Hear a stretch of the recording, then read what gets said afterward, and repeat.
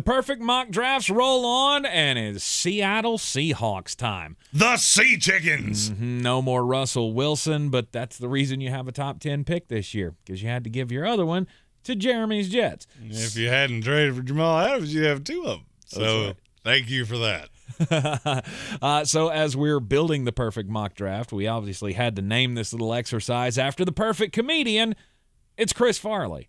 And with the number 9 overall pick in the 2022 NFL Draft, the Seattle Seahawks could take Evan Neal, the offensive tackle out of Alabama. I think this is his floor.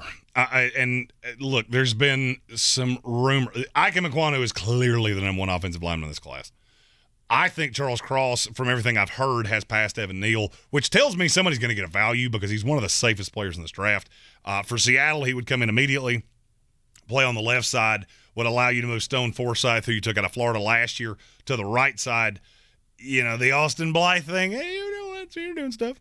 Gabe Jackson, hey, doing stuff. And I have one more piece that I want to add to this line to where you would have a formidable line for if you end up with a quarterback, if you don't, a quarterback a year from now. The thing you got to remember with Seattle is that there is nothing you're going to do that is going to make you any better in the next 12 months than the worst team in your division.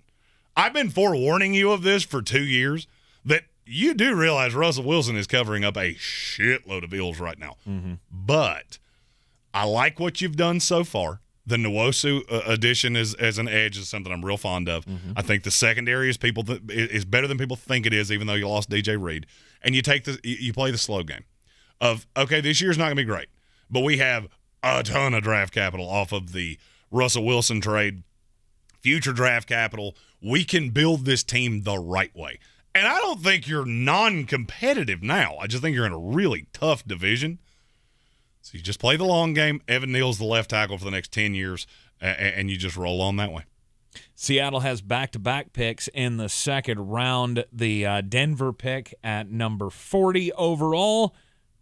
Could they use it on a quarterback? Desmond Ritter out of Cincinnati. I am not in love with Desmond Ritter. I have said that many, many times because he has gross accuracy issues. Now, he has a very stereotypical quarterback build. There are 2 teams in this league that I look at and go, I think the fit with you would work. And it's the New York Giants and the Seattle Seahawks. Because I look at the weapons. All right, you got DK Metcalf, who is going to keep – anytime you got a player that's that big and that fast, it's going to keep the middle of the field pretty clean. Tyler Lockett is the shifty little slot. I still think you need another receiver. I know you went and got Dwayne Eskridge last year in the second round, and I like him. I think he has a value. You need something that we're going to talk about later in this. Okay. That can be the safety blanket. I like the Noah Fant addition. You just kicked in the 5th-year option on him. So the weapons are there. You've set up the line. To me, the most likely scenario here is it probably looks exactly like Russell Wilson, where Desmond Ritter he comes in as a day 2 pick, and then just immediately you go, yeah, you're better than Drew Lock because he sucks. Mm-hmm. And he just learn on the job. You're going to have to get cute with him, and there's going to have to be a heavy reliance on the run and RPOs and just gimmicky shit. Be honest with yourself. There was a lot of that with Russell Wilson, too, in the beginning. And then he grew into the role, and that's something that I think in the right situation could happen with Desmond Ritter. Mm-hmm. Well, we all know the Seattle Seahawks like to keep the ball on the ground, so makes perfect sense. At number 41 overall, the very next pick, they could add to the defensive line here with an edge rusher out of USC. It's Drake Jackson. I am so drunk in love on him that it is ridiculous. USC connection, obviously, with Pete. Not that he recruited him, just – okay, go back and look. Yeah, that was 20 years ago. Yeah, but Pete's been one of the things that people undervalue is how much easier it is to get information and tape and connections in guys that fall into your local realm. And L.A. is still in the local realm of Seattle. Mm-hmm. I feel like Drake Jackson is the most underappreciated player in this class, and I don't think it's really all that close. I look at Darrell Taylor. Does he have a role in this league? Absolutely he does. Do I think it's as a 3-down end? No, I don't. And there are some people that think Drake Jackson has to stand up. I don't agree with that. But I look at Drake Jackson, Nwosu, and Taylor, and I'm going to say the same thing I've always said about having two number 2 corners. How do you mitigate having two twos at corner and no one? Well, you have 3 of them. Mm-hmm. And then there's just interchangeable pieces. You can do a lot of things with them. Drake Jackson has a first-round grade to me. He was one of the only players in this mock that I had to be careful with because I know I am higher on him than others are. So I give him here to Seattle. Now your pass rush is pretty formidable, and you've got interchangeable pieces. Drake Jackson was not coached well. There was some inconsistent effort, over pursuing in the run game. You bring him in immediately and see ball, get ball, and he can do that. I think he could be an all-pro in this league. Mm-hmm. I love Drake Jackson. In the 3rd round, the Seattle Seahawks pick at number 72 overall. How about another offensive lineman here? You go to interior offensive lineman off of the national champions, Jamari Salyer from Georgia. Well, there are a handful of guys that I know they're interested in. I know they like Tyler Linderbaum, but with where his value's at right now, you can't take him at 9. And he's not going to fall to you at 40. Mm-mm. So you're probably shit out of luck on that one. Zion Johnson, when this process started, you probably thought, hey, we can get him at 40. Not a snowball's chance in hell. He ain't falling past 27. The third one is Jamari Sawyer, and it's because they think he can come in immediately, start at guard, and now you fortified that line. All right, yes, I'm going to have 2 rookies on the left side of my line, but they're 2 guys that played a ton in college. They come in very ready-made. I think they're both going to help you in the run game. The biggest drawback on Sawyer is I don't know exactly what position he plays. I know he's not going to be a tackle in this league. He could play on the right, but I think he's much better playing inside at guard where he can just be a bully, and he did a great job of that. Mm-hmm. The biggest drawback on him is speed rushers really screwed with him. The way to cover that, you slide him to the inside, and now you don't have to deal with that. To me, he is one of the most ready-to-play right-away players in this draft.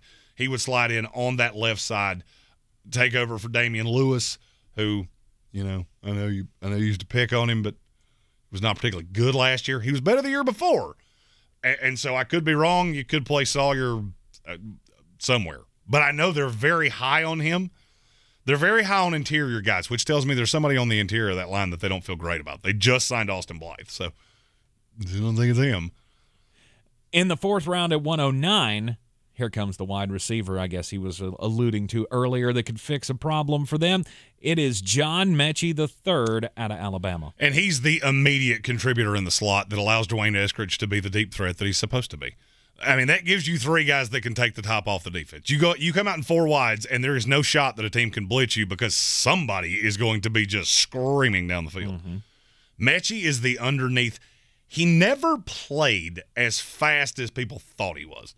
Every time I've ever watched tape on him, I look at him and go, he ain't as fast as you think he is. But what he is, he's a very good route runner. He never lived up to the potential. He was supposed to be the next Jerry Jeudy, Devontae Smith. He was just never that guy. And now he's coming off the knee injury, and I think he's going to fall in somebody's lap and make them very happy down the line. He's the start of the next tier of receiver. And I do think he's versatile enough to play on the outside, play in the slot.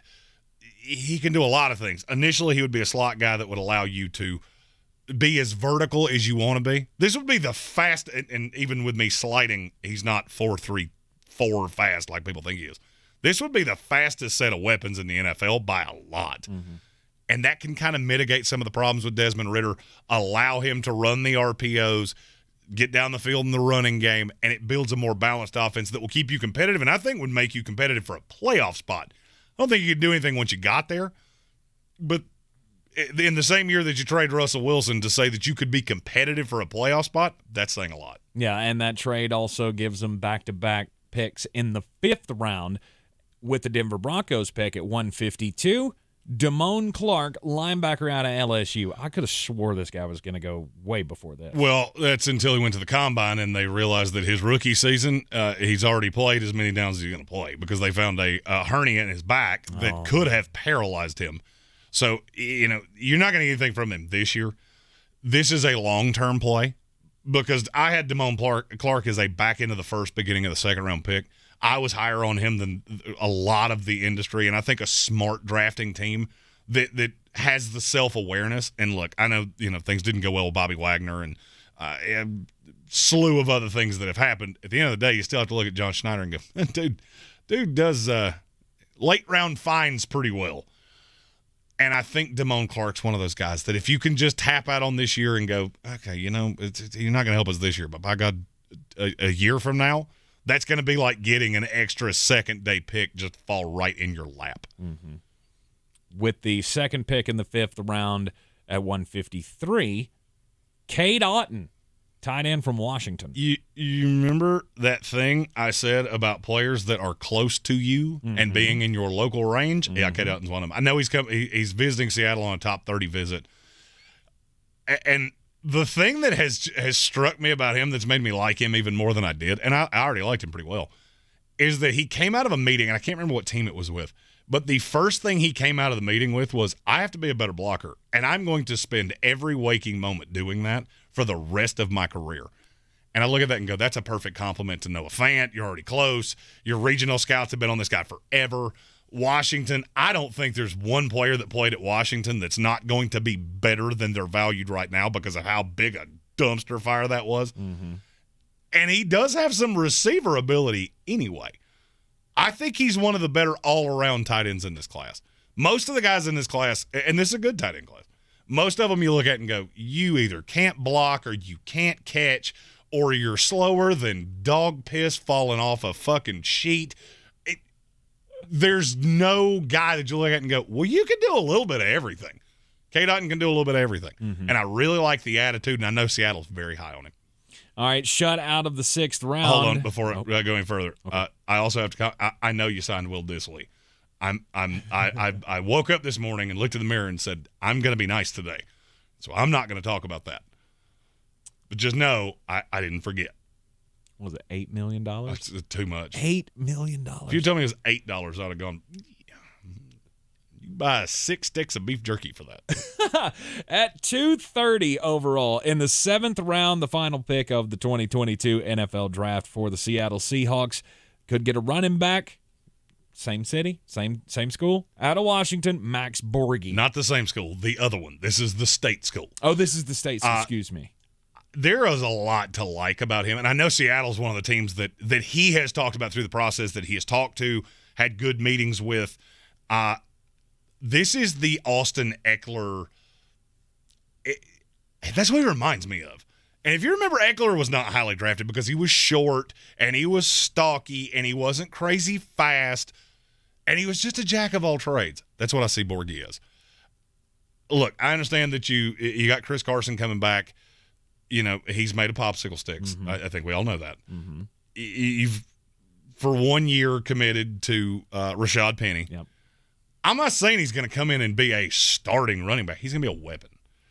And he's a good enough route runner that you can hang him out wide, and now you're superiorly multiple. The only thing is that I'm not sure he's ever going to be great at anything. He's not quite the athlete that Austin Eckler is. If he ever develops into that, he'll be the steal of the draft. Right. And like I said, I know Seattle really likes him, and I like the fit. I generate touches for him, 6 to 8 touches a game. Just a guy he's really good with the ball in his hands. Not sure how good he'll ever be in pass protection. I think adequate is going to be. Max Borghi's pass protection is a lot like my dinger. It can never be described as more than adequate. Yes, these all come to me off the top of my head. This is not scripted. Nice. Anyway, with the track record that Seattle running backs have with getting hurt, you probably need to add more to that row. Well, and the thing about him is he's never going to be a great pass pro guy, but he can pick up blitzers really well, which is something that I have seen the running backs in Seattle struggle with.